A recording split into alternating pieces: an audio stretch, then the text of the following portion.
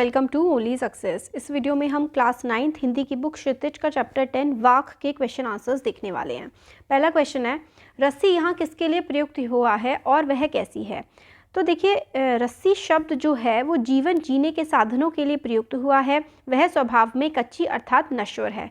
तो जीवन जीने के साधनों के लिए रस्सी का इस्तेमाल किया गया है और स्वभाव में वो जो साधन है काफ़ी कच्चे हैं और एक ना एक दिन ख़त्म होने वाले हैं। नेक्स्ट है, कवित्री द्वारा मुक्ति के लिए किए जाने वाले प्रयास व्यर्थ क्यों हो रहे हैं। कवित्री जो है वो मुक्ति पाना चाहती हैं मगर उनके जो प्रयास है वो व्यर्थ होते जा रहे हैं, ऐसा क्यों। तो आंसर है, कवियत्री देखती हैं कि दिन बीतते जाने और अंत समय निकट आने के बाद भी परमात्मा से उनका मेल नहीं हो पाया है। ऐसे में उसे लगता है कि उसकी साधना एवं प्रयास व्यर्थ हुई जा रही है।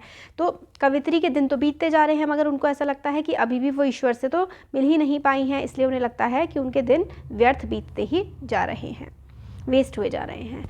नेक्स्ट है, कवित्री का घर जाने की चाह से क्या तात्पर्य है। तो घर जाने की चाह से मतलब है कवित्री का परमात्मा से यानी कि ईश्वर से मिलना। तो ईश्वर से मिलने से उनका मतलब है घर जाने की चाह। नेक्स्ट है, भाव स्पष्ट करना है। जेब टटोली कौड़ी ना पाई। जेब टटोली कौड़ी ना पाई का भाव यह है कि सहज भाव से प्रभु भक्ति ना करके कवित्री ने हठ योग का सहारा लिया, इस कारण जीवन के अंत में कुछ भी प्राप्त न हो सका। तो सहज भाव यानी कि भक्ति की जगह उन्होंने हठ योग किसी न किसी तरीके से मतलब बहुत ही कड़ा परिश्रम किया, मगर ईश्वर की भक्ति तो मन से की जाती है, ये बात बाद में उनको समझ आई लेट होकर के। खा खाकर कुछ पाएगा नहीं, ना खाकर बनेगा अहंकारी। तो भाव यह है कि मनुष्य को संयम बरतते हुए सदैव मध्य मार्ग अपनाना चाहिए। अधिकाधिक भोग विलास में डूबे रहने से मनुष्य को कुछ नहीं मिलता और भोग से पूरी तरह से दूर हो जाने से उसके मन में अहंकार जग उठता है। तो जो लोग हमेशा भोग विलास में यानी कि दुनिया की चीज़ों में डूबे रहते हैं तो वो तो उनको कुछ भी नहीं मिलता, ईश्वर की भक्ति को वो प्राप्त नहीं कर पाते हैं। और जो लोग बिल्कुल नहीं खाते या फिर दुनिया से अलग थलग हो जाते हैं तो वो घमंडी अहंकारी हो जाते हैं कि वो तो दुनिया से सर्वश्रेष्ठ हैं और वो बाकी दुनिया के लोगों से ऊंचे हैं। तो इसलिए हमें हमेशा मध्यम मार्ग द मिडिल पाथ को चुनना चाहिए, ना ही बहुत ज़्यादा हम लोगों को दुनिया की चीज़ों में कि हमें ये भी चाहिए वो भी चाहिए, ये सब भी हम लोगों को नहीं करना चाहिए। और ये भी नहीं है कि सब कुछ छोड़ छाड़ के जंगल में चले गए। इस दुनिया में रह करके, दुनिया के बीच में रह करके ही हमें ईश्वर की भक्ति करनी चाहिए। नेक्स्ट क्वेश्चन 5 है, बंद द्वार की सांकल खोलने के लिए लद्द ने क्या उपाय सुझाया है। तो आंसर है, लद्द ने सुझाव दिया है कि भोग और त्याग के बीच संतुलन बनाए रखो। ना तो भोगों में लिप्त रहो, ना ही शरीर को सुखाओ, बल्कि मध्य मार्ग अपनाओ, तभी प्रभु मिलन का द्वार खुलेगा।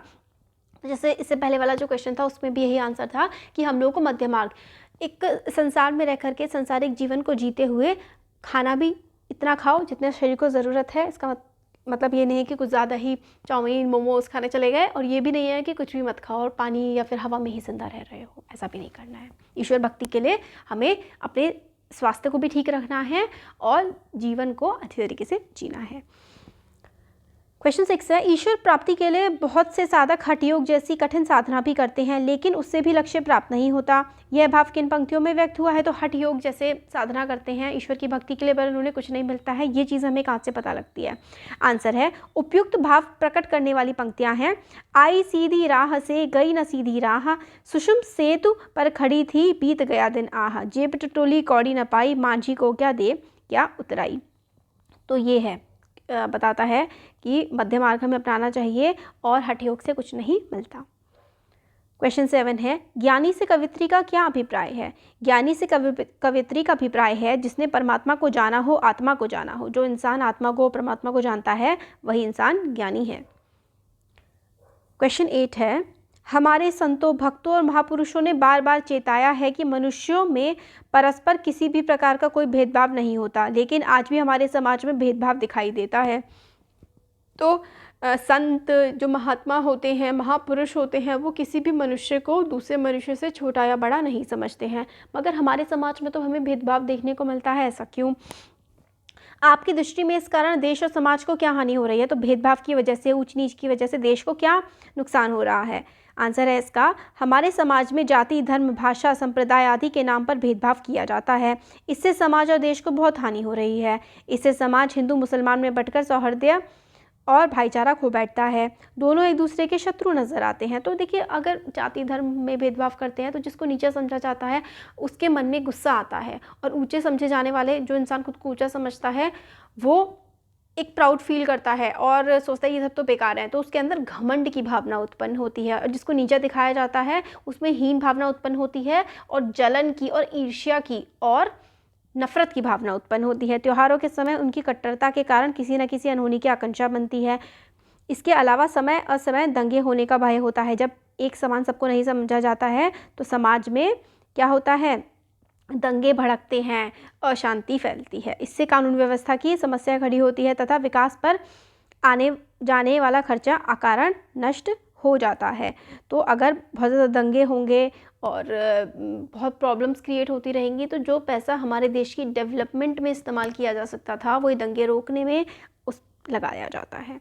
नेक्स्ट है, आपसी भेदभाव को मिटाने के लिए आपके सुझाव क्या हैं? तो आपसी भेदभाव मनमुटाव को मिटाने के लिए लोगों को सहनशील बनना होगा, सर्वधर्म समभाव की भावना लानी होगी तथा कट्टरता त्याग कर धार्मिक सौहार्द का वातावरण बनाना होगा। सभी धर्मों के अनुयायियों के साथ समानता का व्यवहार करना होगा तथा वोट की खातिर किसी धर्म विशेष के तुष्टीकरण करना बंद करना होगा, ताकि अन्य धर्मानुयायियों को अपनी उपेक्षा न महसूस हो।